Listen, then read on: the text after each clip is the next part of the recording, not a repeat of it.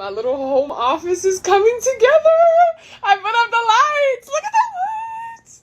Bro, I don't know why, but lights have my heart. Have my heart. Finally put my desk in here, and now I got my candle lit. Like, the vibes, I had to clear out the entire room. I kid you not, it took me 2 years. 2 years. But it's coming together. I'm so happy. No, I'm so pressed. Then my little mirror. Boop. Boop. I'm so pressed. The lights really just made my day. Y'all don't even understand how long it took me to get this room together. Like, for a multitude of reasons. But one of the things that's really just irked me ever since I moved home was the fact that, like, environment is everything to me. So when the space isn't right, I'm not right. And, like, the Lord had to deal with me on, not deal with me, I really need to stop saying that. The Lord had to help me with just, like, not letting external things, like, it was the biggest test of everything. Because, okay, now mini testimony. Because we rely, like, at least me, I rely so heavily on the environment being right, but there are going to be times in life where, like, the environment that you're in is not conducive to what you're doing, but it can't stop you from what you're doing. And when I tell you, I had so much warfare. Like, I had a whole moment of pride because I was like, Lord, I'm not doing what you're asking me to do while I'm here. Like, you're going to need to fix something about this place up because, and it was like, and I'm an aesthetic girl. Like, I like nice things. So when the things around me don't look nice, I feel disgusted. I'm completely unmotivated. Like, I rely heavily on the atmosphere, like the space being like, you know, vibes. But there was nothing about being at home that was vibe. Nothing about it. Nothing about it. So 2 years later, I have finally surrendered and been like, okay, God, I'm gonna stop dragging my feet just because I haven't been able to just, like, leave this place yet. But it's like I had to make it work for me. And okay, hold on. So finally, I've gotten to the point where I'm like, well, at some point I got to the point, which is why I cleaned out this room, and, like, I was just like, okay, you know what?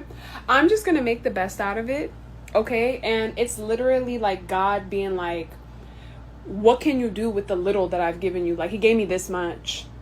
And, like, I literally made $1 out of 15 cents with this place, okay? Because, whew. And it's like when God sees that we can take care of and steward, like, what we already have, like, the little, like, imagine the big that God is going to do. Because instead of complaining and dragging my feet, now I'm just like, okay, God, how can I make this work? It's not going to be perfect.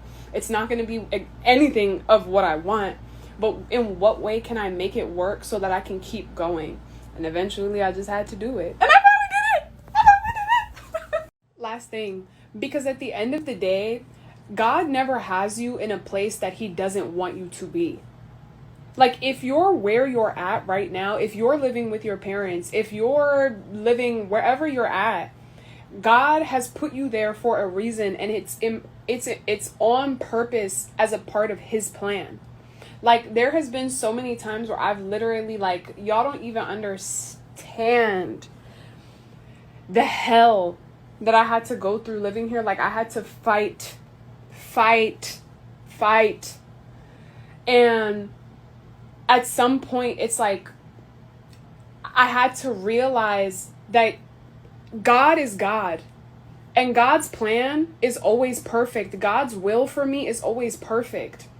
So if God is keeping me here, for whatever reason he wants to keep me here, there has to be a reason. And I have to be okay with that. Because if there's anything I'm going to do is trust God.